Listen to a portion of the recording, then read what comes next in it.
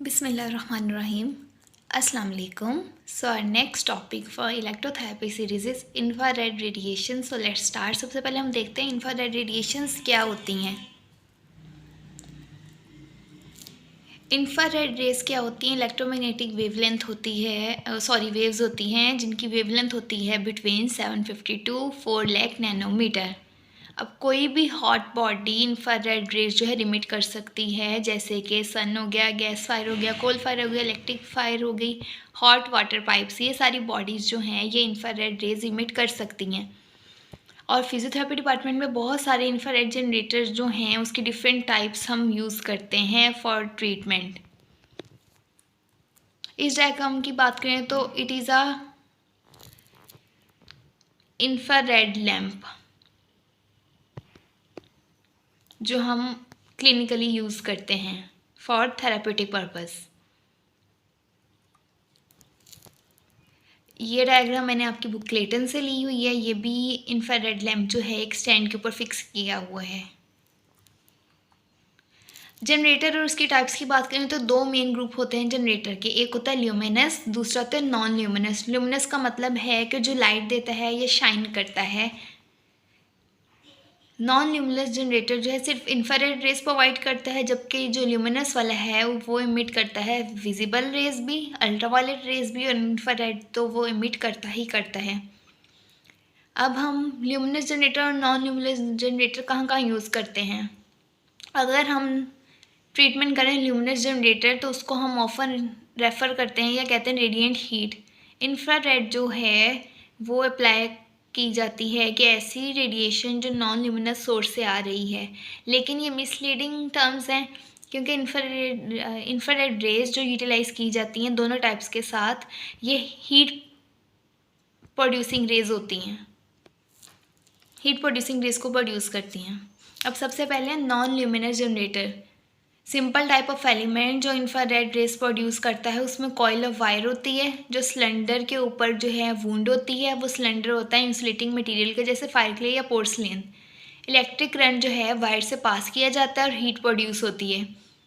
Infrared rays जो है hot wire से एमिट होती हैं और फायर क्ले से या पोर्सलेन से जब हीट जिसको हम हीट करेंगे कंडक्शन से, जब हम हॉट फायर क्ले या पोर्सलेन को कंडक्शन के ज़रिए हीट करेंगे, हॉट वायर को हीट करेंगे, तो क्या होगा, इंफ्रारेड रेज जो है इमिट होंगी.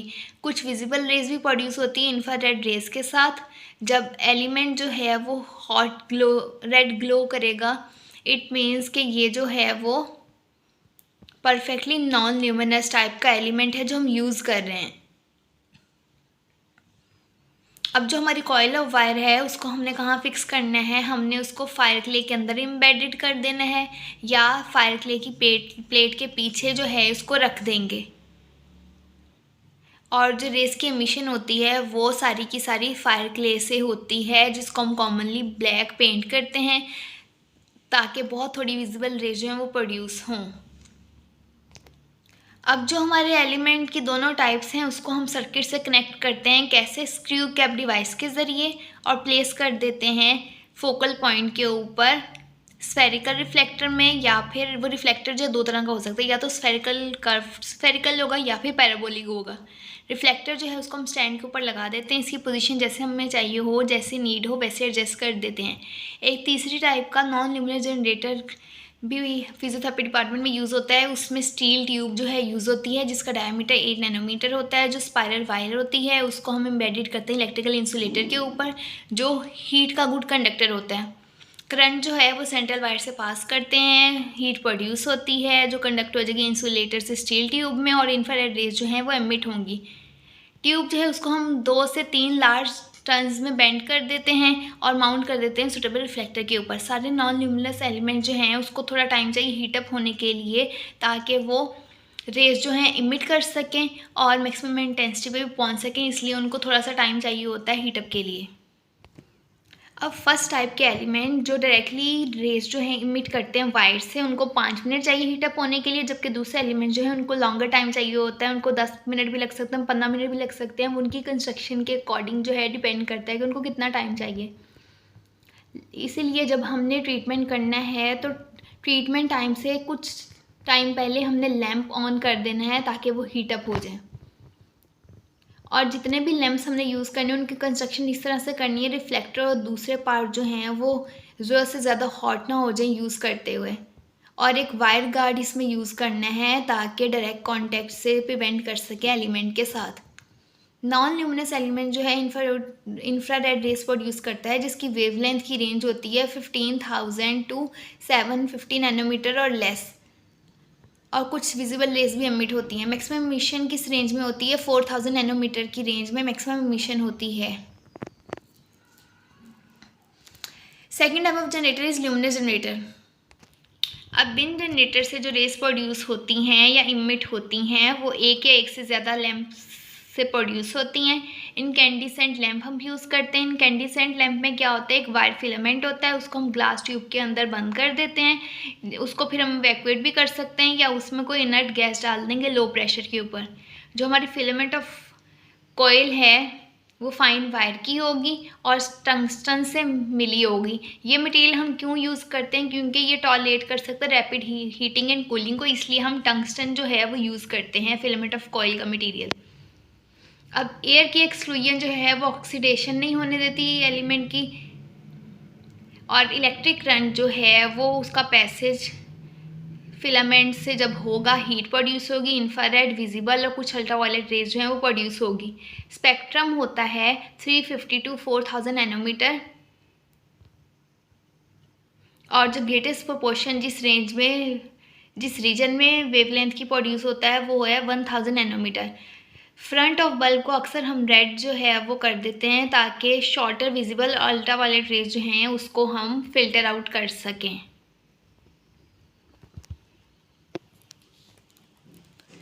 फिर है depth of penetration of raise.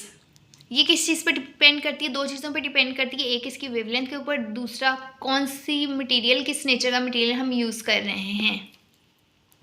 अब ये जो डायग्राम ये मैंने आपकी बुक से ली है, इसमें क्रॉस सेक्शन है स्किन का जिसमें दिखाया गया है कि कौन सी टाइप ऑफ रे जो है हमारी स्किन में किस लेवल तक पेनिट्रेट या एब्जॉर्ब हो रही है। अब स्किन की बात करें तो यहाँ सबसे पहले हमारे पास सुपरफिशियल एपिडर्मिस आ गई, डीप एपिडर्मिस, डर्मिस और सुपरफिशियल फेशिया। और यहाँ इन्होंने रेज दी हुई हैं और साथ उसकी जो है वो रेंजेस दी हुई हैं। अल्ट्रावायलेट की वेवलेंथ होती है बिलो 280, ये जाती है हमारी सुपरफिशियल एपिडर्मिस में। अल्ट्रावायलेट जो है वो हमारी डीप एपिडर्मिस में जाती है। अल्ट्रावायलेट बी वाली जिसकी वेवलेंथ होती है 280 टू 315। अल्ट्रावायलेट ए जो है वो हमारी डर्मिस में पेनिट्रेट कर जाती है जिसकी वेवलेंथ होती है 350 टू 400। विजिबल लाइट और शॉर्ट इंफ्रारेड जो होती है ये हमारे सुपरफिशियल फेशिया तक पहुंच सकती है, और इंफ्रारेड जिसकी वेवलेंथ अबव 1200 नैनोमीटर हो वो हमारे सुपरफिशियल डर्मिस तक लिमिट होती है। टेक्निक्स ऑफ ट्रीटमेंट क्या है? सबसे पहले चॉइस ऑफ ऑपरेटर्स। बहुत सारे केसेस में ल्यूमिनस और non luminous generator equally use होते हैं या इक्वली सूटेबल होते हैं, लेकिन कुछ केसेस में एक टाइप का जनरेटर दूसरी टाइप से ज़्यादा अच्छा साबित हो सकता है।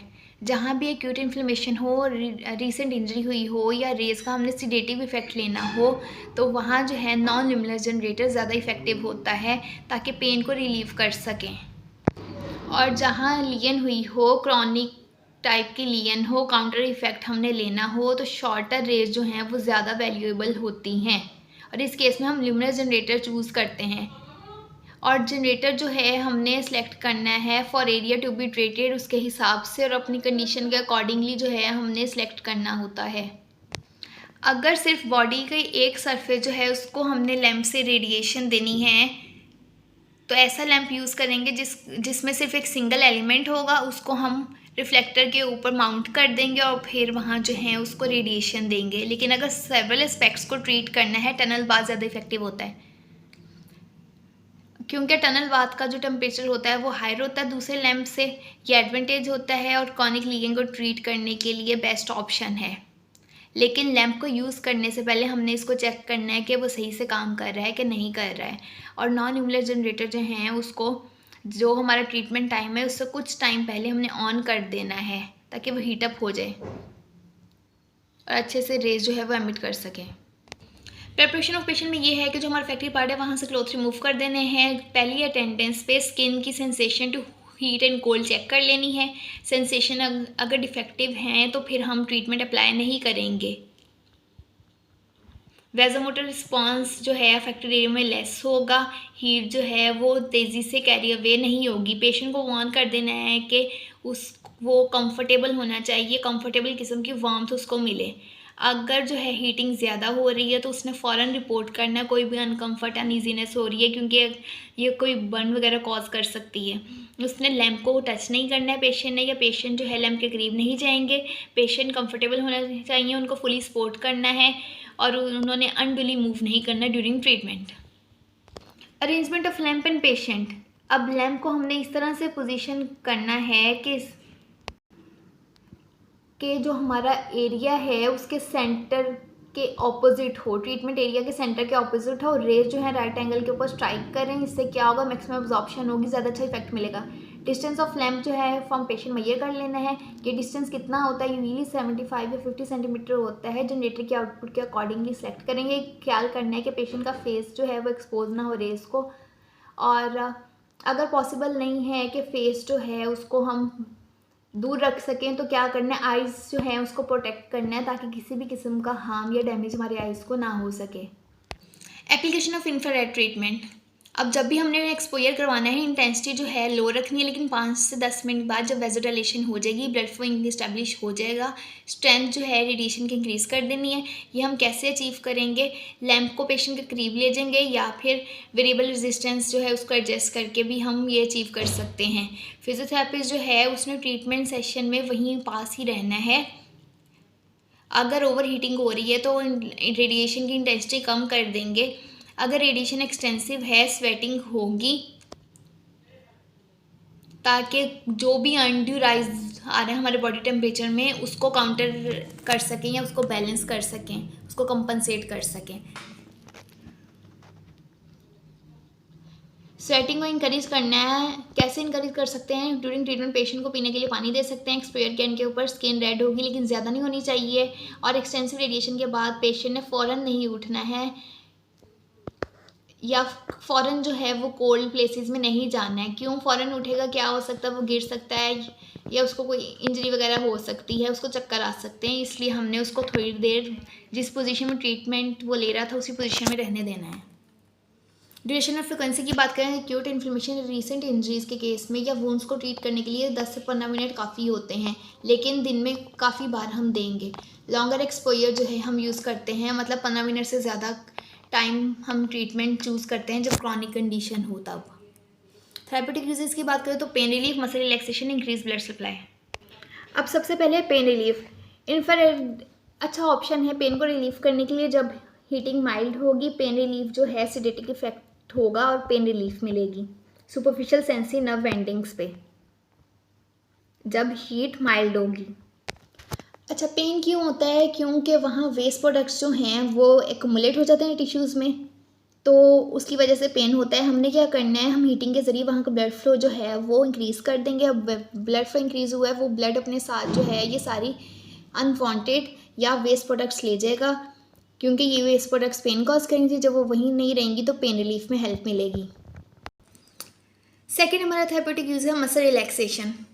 मसल्स मोस्टली रिलैक्स तब करते हैं जब टिश्यूज़ वार्म होते हैं, और पेन रिलीफ जो है वो फैसिलिटेट करता है रिलैक्सेशन को। इंफ्रारेड जो है बेस्ट ऑप्शन है फॉर मसल रिलैक्सेशन।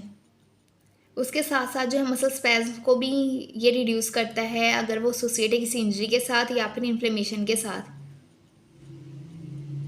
क्योंकि ये पेन रिलीफ करता है, मसल रिलैक्सेशन देता है, इसीलिए हम ज़्यादातर यूज़ करते हैं फिजियोथेरेपी डिपार्टमेंट में। अगला हमारा थेरेपेटिक यूज़ है इंक्रीज ब्लड सप्लाई।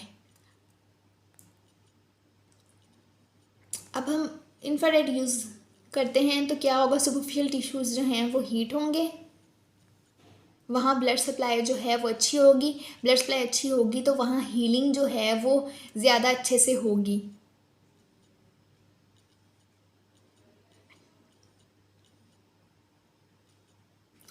और अगर वहाँ कोई एरिया में इन्फेक्शन है या वहाँ WBCs का number increase exudation of fluid की, तो ये असिस्ट करेगा वहाँ बैक्टीरिया के डिस्ट्रक्शन में।